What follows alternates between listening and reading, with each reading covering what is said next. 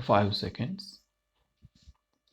The Union Minister for Welfare and Social Justice, while delivering the inaugural address at the Conference of Ministers of the States at New Delhi, said, I am very happy to be in your midst today at the inaugural session of the Conference of State Ministers of Welfare, Social Justice and Empowerment.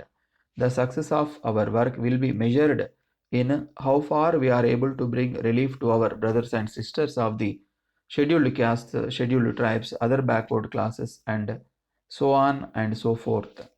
Although successive governments have made progressive laws which protect the basic rights and interests and dignity of those of us who are disadvantaged in one way or the other. The real question is how to implement and enforce these laws effectively. We need to ensure that meetings of the vigilance and monitoring committees at the state and district levels are held regularly. In this context, I would like to bring to your notice that I have written to all the chief ministers on this subject. I do hope that the state welfare ministers will come forward to implement the letter and spirit of these acts.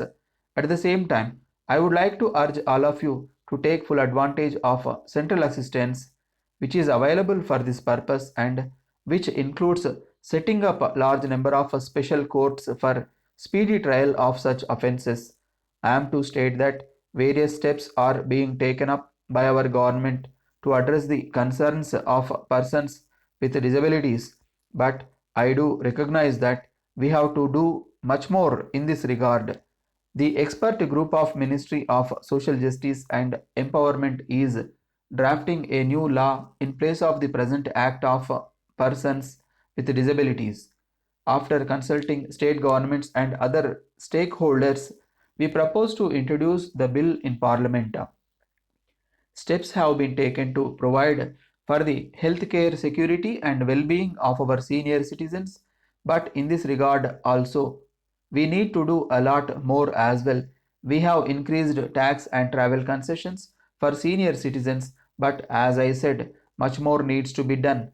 We should use the services of local bodies and senior citizens associations and other community based groups to sensitize and reorient the law enforcement machinery for providing special protection needs of older persons. You are well aware that the scheduled caste subplan is our instrument to address the developmental gap between the scheduled castes and the general population. I know that the state governments are trying to earmark sufficient funds under the scheduled caste subplan in consonance with their population. I take this opportunity to urge that state governments must, with all sincerity, prepare and implement this scheme so that benefits really go to those for whom they are truly intended. We are also working sincerely together to ensure an annual voluntary disclosure mechanism. The central government is planning to earmark a percentage of procurement from the micro, small, and medium public enterprises which are run by those who are disadvantaged. Friends, it is a significant fact that this conference is being organized at a time when we are on the verge of formulating the 13th 5 year plan. I therefore earnestly request all of you to review the progress so far made in these matters which are of critical concern to our agenda of social justice. I would also urge you to identify areas which are lacking attention and recommend what you see as the road ahead for the 13th 5 year plan. The central government also introduced the post metric scholarship scheme for scheduled caste students. Education, healthcare, and skill development are the three very important requisites of empowering the disadvantaged sections of our country to rise in the development field. Therefore, we have attached greatest importance to provision of scholarships to students coming from these categories of our citizens. I assure you that the center will continue to bear the financial liability for the entire 13th 5 year plan period.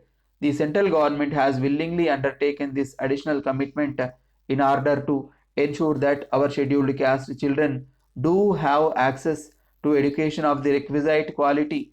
The state governments must, however, ensure that the benefits of the revised scheme not only reach the scheduled caste students but also do so in a transparent manner.